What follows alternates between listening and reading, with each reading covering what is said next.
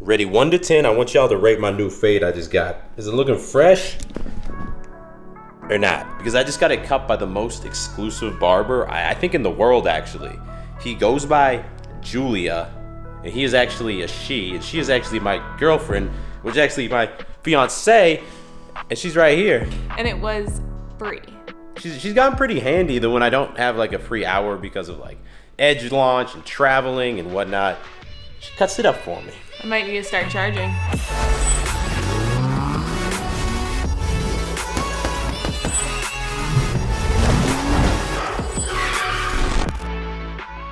So a lot of y'all have probably heard of the 3-second rule, which is basically when you notice a girl that you want to talk to, you count down in your head 3, 2, 1, then you just start walking towards her, because this essentially short circuits your fear and your anxiety and doesn't allow your brain to start thinking of excuses. It's just like, oh, 3, 2, 1, boom, then I'm going. So what comes after 3 seconds? Well, that'd be 3 minutes. And what is the importance of 3 minutes? Well, I would say that is the time limit when you approach a girl that you should bounce. If it's during the day at the gym or the grocery store, it's gonna be tough to not allow a random conversation where a girl has something else that she's doing, she has somewhere else to be. It's gonna be tough to not let that get kind of boring and awkward after 3 minutes. So if you bounce after 1, 2, or 3 minutes at the most, that's gonna keep it a little bit more exciting and increase the chances that you're actually gonna get a text back. So you just say, hey, look, I actually gotta run, finish my workout, run and meet a friend, but it was nice to meet you. Would you wanna hang out sometime? Get the number, boom. And I found this is actually far more effective. Like, more girls text me back when I do this than when I just try and talk to them for 10 or 15 minutes, and it makes sense. Like, a more exciting short interaction, that's gonna leave the girl wanting more. She's gonna be more intrigued to meet up with you. Now, if you're talking to a girl at a bar or a club, you might be thinking, bro, you gotta talk to her for more than 3 minutes, but still, I think the 3-minute rule applies, because what you wanna do is have that 3-minute interaction, then bounce back to your friends, and then later bounce back, talk to the girl some more. Like, likely she's gonna be in that venue for a while. It's been way too many times that I've spent 10, 15, 20, an hour talking to a girl only to realize that she's about to leave with her friends no matter what. She's not gonna come back with me, or she ends up flaking on the date. She says, hey, cheers, nice to meet you. I'm gonna run back to my friends. Maybe I'll see you later tonight. And if it's the second or third time you've done this, you can easily say, hey, give me your phone number and let's try and link up later tonight or later this week.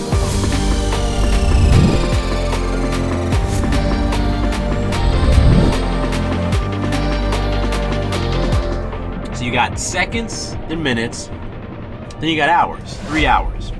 What is the importance of 3 hours? Well, I know when I was coming up, old man David coming out, 32-year-old old man David, when I was coming up, they said, you got a girl's number? You don't text her the next day, you wait 2 days to text her, because that leaves her, craving your message. She's ready, bro, she wants you.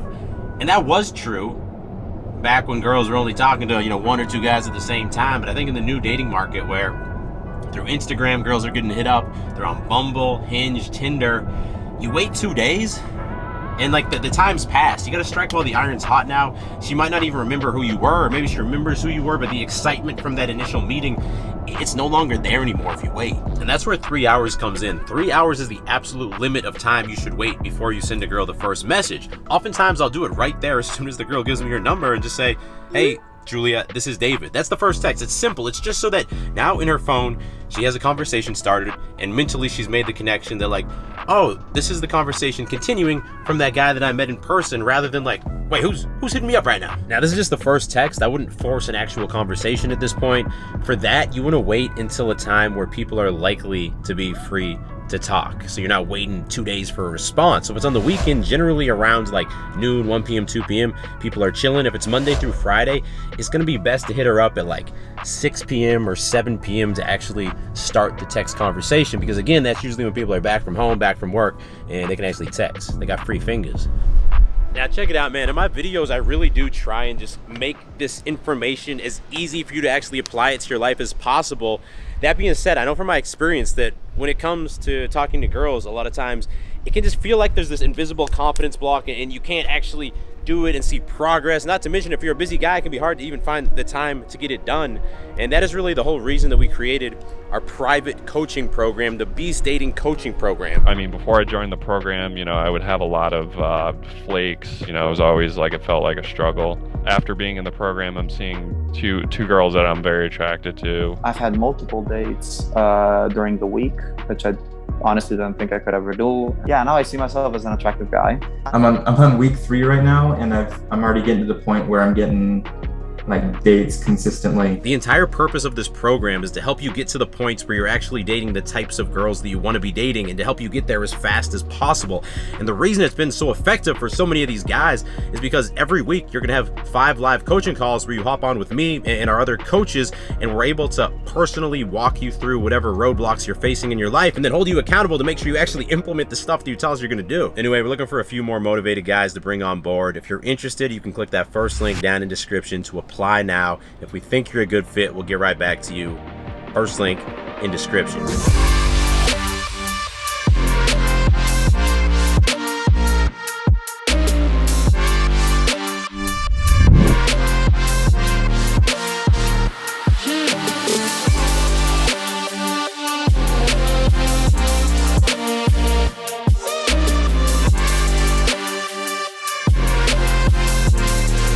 Gains, bro. Workout complete. Now check it out. Seconds turn to minutes, minutes turn to hours, and if you're starting to catch the drift, the biggest dating mistake guys make is that they can't get the timing right. At first, you tend to put things off because you're afraid, right? You don't approach her, you let the opportunity pass by. When you're talking to her, you don't want to give up that validation you're getting, and so you keep talking until it gets boring and she wants to leave. You get her number and you're afraid, you're not sure what to text her, and you put it off. All right, next is days, the 3-day rule, and I think this is the most important one, so listen up. Once you get a girl's number, I've said this 100 times, but you don't want to be her pen pal or her texting buddy. The first conversation you have with her over text, that's when you set up the date. So, 2, 3 messages back and forth, a little small talk, then you set up the date. The crucial thing is you schedule the date within the next 3 days, because if it's longer than that, that is when flaking happens. I mean, think about it. If someone asks you to do something and you're not 100% sure you want to do it, if someone asks me, hey, you want to go golfing? And they said, let's do it tomorrow or the next day, I'm probably gonna be excited and I'm probably gonna show up. But if it's 7 days into the future, I'm gonna have time to think about it and be like, wait, do I really want to go golfing? Maybe I have something better I could do that day. And then I'm gonna end up flaking. So after those first 2 or 3 messages, you just say, do you want to hang out sometime later this week? Get her to buy in again. Then once she says yes, if it's a Sunday, you say, okay, cool. Does Tuesday or Wednesday night work for you? If it's a Monday, you say, okay, cool. Does Wednesday or Thursday night work for you? The only thing is never suggest a Friday or Saturday. That just tends to be when people have a lot of plans made already, so she's more likely to not be free. And then from there, you just recommend the place and the time. And if she says no, or she's a little wishy-washy, it's time to move on, bro. There's very few people who are truly busy on like a Wednesday and Tuesday night back-to-back. This doesn't happen. Next up is 3 weeks. I mean, I couldn't make this shit up if I tried. Technically, I did kind of make this stuff up, but it really works. It's a great model to look at things at. And this is where things flip, because at the beginning, you're putting things off because you're afraid of rejection. But then once you've actually hung out with a girl, it becomes the opposite, and you tend to become too eager and want to do things too quickly. So 3 weeks is a really important rule. The first 3 weeks that you're hanging out with the girl, you can only hang out with her. You should only hang out with her, from my experience, 1 to 2 times max. Because every once in a while you meet a girl and you're like, oh my God, we're on the same page. She's awesome. Hooking up is awesome. She's down to keep hanging out. And I've had multiple girls in the past where it's like the first week we've already hung out like 4 or 5 times. And in the moment, it just seems like amazing. Like it was meant to be. But bro, every fucking time, what happens? I don't even need to tell you. You tell me, what happens every time you hang out with the girl that quickly, at the beginning? You guys get kind of sick of each other. You almost skip past like the really fun phase of a relationship, and really quick, you start getting to the point where you're having like pointless arguments. You guys are bickering. There's a lot of passive aggressive shit going down. Or what happens arguably more often than that is that the girl gets sick of you, and after 1 week, she's already all good. She doesn't want to see you anymore. What is the downside of using a little patience and only hanging out once or twice per week for the first month? What's the downside? Can you think of a downside? I can't think of one. I can't. That's the 3-week rule. Use some self-discipline. This is going to prevent you from getting invested too quickly, getting too needy, and it's going to be amazing. You're going to be like, wow, now every girl wants to keep hanging out with me even after 1, 2, 3 weeks.